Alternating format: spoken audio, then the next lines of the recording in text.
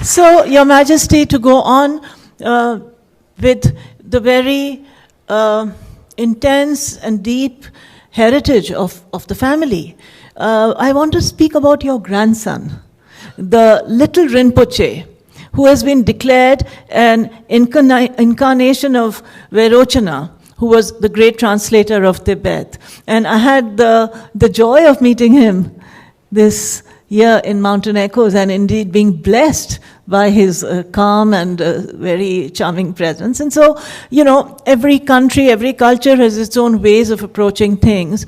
And to many in the audience, it may sound familiar or unfamiliar. As an Indian, not as a Bhutanese, as a Hindu, not as a Buddhist, it sounds to me a completely normal and workable thing. But at the same time, there is so much joy associated with this. I would love you to share some of the stories of this continuity of tradition that is happening with his being declared the little Rinpoche. After my boring reading about my own possible reincarnation, are you ready for another one?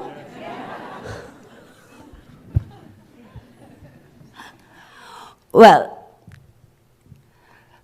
my daughter had a son, older son, 6 years old. And her second is 3 years old now, and he's the reincarnate. Now, what made us come to the conclusion that he was a reincarnate is something which defies logic. Soon as the little one was born, he would start making, we call it the mudras. Do you understand? Yes, most of you understand what a mudra is. Yes, the hand postures. And he would make the hand postures that of Vairochana. Now, Vairochana lived a long, long time ago. I can't imagine why he came back. He lived in the 8th century. So he was one of the greatest masters, greatest translators ever. So he would make the mudra, the hand gesture of Vairochana. And at that time, we didn't know. I had never heard of, I'm really ignorant, I had never heard of Vairochana before. And he would make these hand gestures, and my daughter went online, and she checked what he was doing. And that's when we discovered that they were the mudra of Vairochana.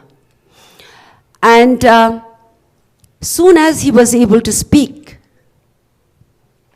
he used to recite prayers in Sanskrit. And we didn't know what he was saying.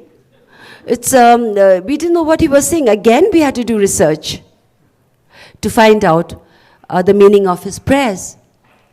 And those prayers in Sanskrit translated as peace of the mind,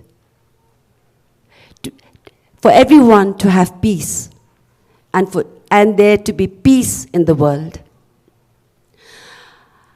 And we were baffled because we just couldn't imagine having a little reincarnate in the family. And we were really, really puzzled. We didn't know how to react, what to do. And the defining moment came when he actually, in the presence of my father and my father's older brother, both of them in their 90s, and his mother and I, he put this finger on his nose and he said, I am Vairochana, I am Vairochana, I am Vairochana, thrice. And now there are many, many stories of what he did and what he has said, but not a moment passes before every time he surprises us, he baffles us. So now all this happened, what I'm telling you, all happened before he was 2 years old.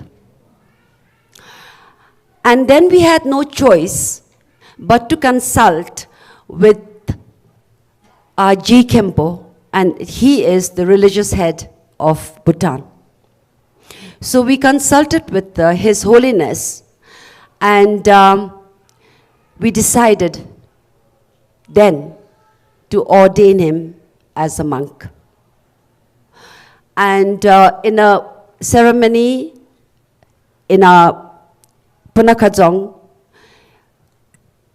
he was inducted as a monk. And in the presence of 500 monks in a great hall, he did his prostrations, he did his 9 prostrations and all the formal etiquette required of a much, much, much older monk. Because I have to tell you that he is the youngest ever to be ordained as a monk of our central monastic order, and the first from the royal family of Bhutan to also become a monk. Now he's 3, and I hope he will come to Boulder one day, because this is a place where I find such good energy and spirituality here. I hope he comes here one day, and I hope I live long enough to come with him.